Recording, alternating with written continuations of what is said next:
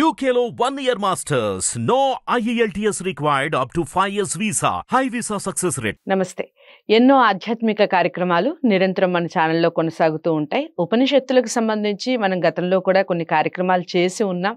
మీ అందరి నుంచి విశేష ఆదరణ లభిస్తూ ఉంది. దానికి ముందుగా మీ అందరికీ కృతజ్ఞతలు. ఇక ఈరోజు ఈశావాస్య ఉపనిషత్తు గురించి తెలుసుకోబోతున్నాం. దీనికి సంబంధించి పూర్తి వివరించడానికి నాతో పాటు ఉన్నారు ఉస్మానియా విశ్వవిద్యాలయానికి సంబంధించి విశ్రాంత ఆచార్య డాక్టర్ మసను చెన్నప్ప గారు.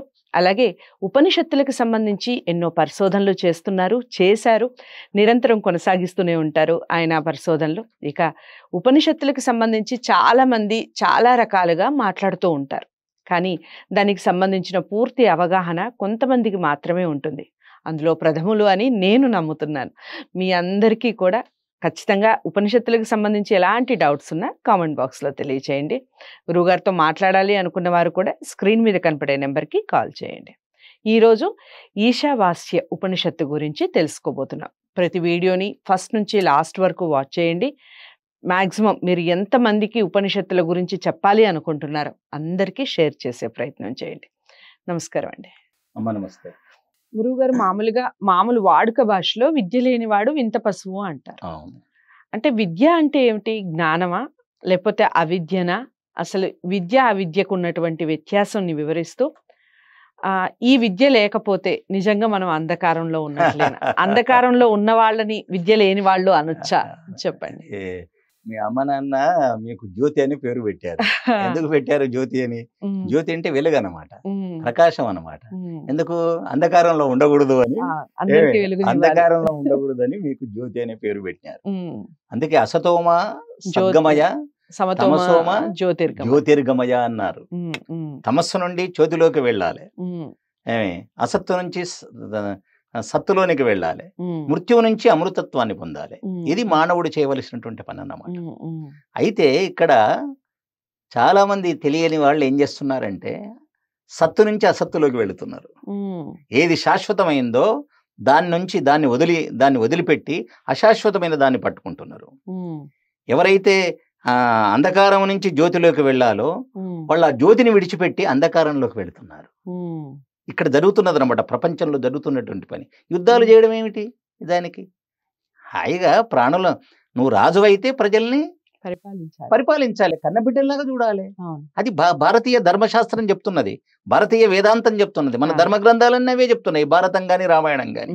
రాముడు కన్నబిడ్డల్లాగా ప్రజలను పరిపాలించాడు అని చెప్తుంది. రామరాజ్యం అంటాం మనం ఎప్పుడైనా కానీ, చల్లని రాజ్యం, మంచి రాజ్యానికి. కానీ రాజులు ఏం చేస్తున్నారు? యుద్ధాలు చేస్తున్నారు, వాళ్ళు ప్రాణులను చంపుతూ ఉన్నారు. అయితే ఇక్కడ తర్వాత మృత్యోర్మ అమృతంగమయ, అమృతత్వం ఉంది. అమృతం అంటే భగవంతుడే. భగవంతుని విడిచిపెట్టి ఏం చేశారు? మృత్యువును పాలయ్యారు. అమృతం అంటే భగవంతుడు, మృత్యు అంటే ప్రపంచం. ఇది వేదంలో ఉన్నటువంటి అంశం అన్నమాట. అందత్తమ ప్రవిశంతి ఏ సంభూతి ముపాసతే. ఇది ఈ ఉపనిషత్తులో ఉన్నటువంటి మంత్రపాదం అన్నమాట.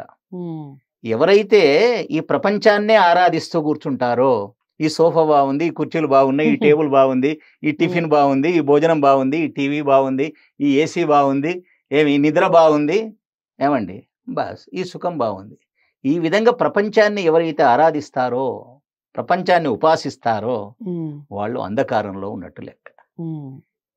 అది తర్వాత ఇంకేం చెప్తున్నాడు? ఈ ప్రపంచానికి మూలం ఒకటి ఉన్నది, ప్రకృతి. అది సత్వము, రజస్సు, తమస్సు అనే 3 గుణాలతో కూడుకున్నటువంటిది. పరమాణువులు అన్నమాట. సత్వ పరమాణువులు, సత్వప్రధాన పరమాణువులు, తర్వాత రజోగుణ పరమాణువులు, తర్వాత తమోగుణ పరమాణువులు. 3 రకాల పరమాణువులు ఉన్నాయి. వీటిని ప్రకృతి అంటారు, అది మూలం అంటారు. మూలాన్ని ఇప్పుడు నగలను కొలిసేవాళ్ళు, నగలను ఇష్టపడే వాళ్ళు ఉన్నారు, బంగారాన్ని ఇష్టపడే వాళ్ళు ఉన్నారు. నగలకు మూలం ఏమిటి? బంగారం అన్నమాట. అట్లాగే ఈ ప్రపంచాన్ని ఇష్టపడే వాళ్ళు ఉన్నారు, ఈ ప్రపంచానికి మూలమైనటువంటి ఈ ప్రకృతిని కూడా ఇష్టపడే వాళ్ళు ఉన్నారు. మేము ప్రకృతి ఆరాధకులం అంటారు వాళ్ళు. ఏమండి, వాడు ఇంట్లో సుఖం లేని వాడు తోటలోకి వెళ్ళి ఆహా ఎంత బాగుంది, ఇది ప్రకృతి ఎంత అందంగా ఉంది అంటాడు. ఏమండి, కానీ ఈ ఇంటిని నువ్వు ఆరాధించినా, ప్రకృతిని ఆరాధించినా నువ్వు అంధకారంలో ఉన్నట్టే. కానీ ఏది శాశ్వతమో తెలుసుకునే ఆ పని చెయ్యాలి. అది వద్దంటలేడు. నువ్వు మంచి మానవుడిగా నువ్వు ఉండాలి. మనుర్భవ అంటుంది వేదం. మనిషివిగా అంటుంది. ఏమండి, మంచి జ్ఞానివిగమ్మ అంటుంది ఇక్కడ. కాబట్టి ఎవరైతే ఈ యొక్క ప్రపంచ వస్తువులను, ప్రపంచ పదార్థాలని ఇష్టపడుతూ ఇవే ముఖ్యమైనవని అనుకుంటారో అటువంటి వాళ్ళు అంధకారంలో ఉన్నట్టు. ఏమైంది, వీటికి మూలమైనటువంటి ప్రకృతిని, మూల పదార్థాలే గొప్పవని ఎవరైతే అనుకుంటారో వాళ్ళు కూడా అంధకారంలో ఉన్నట్టు అని చెబుతూ ఇక్కడ విద్య అవిద్య అనేది రెండు చాలా ముఖ్యమైనటువంటి విషయాలు అనమాట. ఇక్కడ విద్య అంటే జ్ఞానం. మీరే అన్నారు విద్య అంటే జ్ఞానం. విద్య అనే పదానికి అర్థం ఏమిటంటే విద్ అంటే తెలుసుకోవడం, యాతి అంటే నడవడం. తెలుసుకున్న దాని ప్రకారం నడిస్తేనే విద్య. అది ఏదైనా సరే. పుస్తకాల వల్ల విద్య రాదు. విద్య వినయం దదాతి అన్నారు.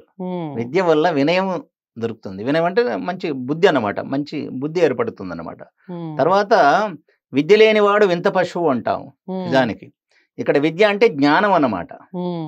జంతువులకు జ్ఞానం లేదు, పశు కదా, క్రిమికీటకాదులకు జ్ఞానం లేదు. మనిషికి చాలా జ్ఞానం ఉంది. ఇతడు జ్ఞానం లేకపోతే ఇతడు కూడా ఒక కొత్త రకపు జంతువు అయిపోతాడు, పశువు అయిపోతాడు అన్నమాట. ఇక్కడ విద్యా విద్యలు ఉన్నాయి. ఇక్కడ రెండు చెప్పినాడు. ఇక్కడ దీంట్లో చెప్పేది ఏమిటి అంటే విద్యా విద్యల గురించి చాలా మంచి విషయం చెప్పాడు ఈ ఉపనిషత్కారుడు. విద్యాంచ అవిద్యాంచ యస్తద్వేదో భయం సహ అవిద్యయా మృత్యుం తీర్త్వా విద్యయామృతమశ్నుతే అన్నాడు ఇక్కడ. చూడండి, నీవు విద్య అంటే ఇక్కడ జ్ఞానము కానిది కర్మ అన్నమాట. నువ్వు కర్మ చేయడం అన్నమాట. కర్మ అవిద్య అంటే, విద్య అంటే జ్ఞానం అన్నమాట. అయితే ఇక్కడ కర్మ జ్ఞానం, అదే కర్మయోగం జ్ఞానయోగం. ఇక్కడ ఇట్లా చెప్పుకోవాలి మనం. విద్యాంచ అవిద్యాంచ యస్తద్వేబోధం సహి రెండు ఉన్నాయి. కర్మయోగం ఉన్నది, జ్ఞానయోగం ఉన్నది. అయితే ఇక్కడ ఏం చెప్తున్నాడంటే అవిద్యయా మృత్యుం తీరుతువా, నువ్వు కర్మయోగం ద్వారా మృత్యువుని జయించాలంటున్నాడు. అవ్వ, మంచి పనులు చేసి ఆ పనుల యొక్క ఫలాలు కోరకుండా ఉన్నట్టయితే నువ్వు మృత్యువుని జయించిన వాడవుతావు. మృత్యువుని జయించిన వాడు అంటే దాని అర్థం ఏమిటి? ఈ మామూలుగా నీకు ఏ జన్మ ఎత్తినా దుఃఖం ఉండదు నీకు. అసలు ఈ జన్మనే ఉండదు. ఉంటే మానవ జన్మ ఉంటుంది. మానవ జన్మలో నీకు సుఖమే ఉంటుంది. అది ఇక్కడ చెప్పానన్నమాట. అంటే మంచి కర్మలు చేయడం వల్ల, ఫలాలు కోరకుండా ఉండడం వల్ల ఏమైతుంది? నిన్ను మృత్యు ఏమి చేయదాలదు. అంటే నువ్వు ఏడవ అనమని దుఃఖం కలగదనమాట. నాకు మృత్యు వస్తుంది, నేను చచ్చిపోతాను అనే భయం వానికి ఉండదు. చూడండి, ఫలాపేక్ష లేకుండా సత్కర్మలు చేసేవానికి మృత్యు భయం ఉండదు. ఇది కర్మయోగం. ఇక జ్ఞానయోగం ఏమిటంటే విద్యయామృతం అశ్నుతే. ఇది గొప్ప మాట అన్నమాట. జ్ఞానము చేత అమృతత్వాన్నే పొందవచ్చు కదా. కాబట్టి ఆ జ్ఞానం పరమాత్మ యొక్క జ్ఞానం అన్నమాట. ఇప్పుడు ఇంతకుముందు పరమాత్మ యొక్క స్వరూపం చెప్పబడింది కదా. కాబట్టి పరమాత్మ యొక్క స్వరూపాన్ని తెలుసుకొని ఎవరైతే పరమాత్మను ఉపాసిస్తారో, ధ్యానిస్తారో, స్తుతిస్తారో, ప్రార్థిస్తారో అటువంటి వాళ్లకు అమృతం లభిస్తుంది. విద్యయామృతమశ్నుతే. అమృతం అంటే మోక్షం అన్నమాట ఇక్కడ.